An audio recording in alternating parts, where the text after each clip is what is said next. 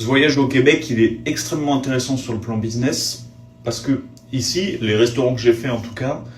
il y a une section qui est très pointue sur les spiritueux, les liqueurs, les apéritifs et je m'attendais pas à une aussi belle sélection et ils ont surtout une très très grande curiosité. Ici, en tout cas, encore une fois, les restaurants que j'ai fait, ils parlent, le prix c'est évidemment important, surtout que ça sort très cher les alcools d'importation.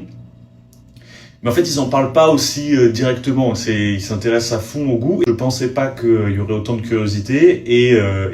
je pensais pas surtout être surpris qu'on soit autant curieux de s'intéresser à des produits artisanaux aussi loin de chez nous.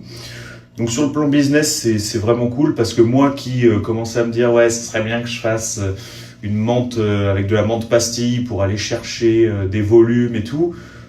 Je me dis en fait non, je vais rester avec ma menthe artisanale. Qui a goût de thé à la menthe, de thé marocain. Et je vais pas aller me battre en essayant de faire une liqueur qui sera de toute façon face à des menthes industrielles qui sortent à 10 € le litre,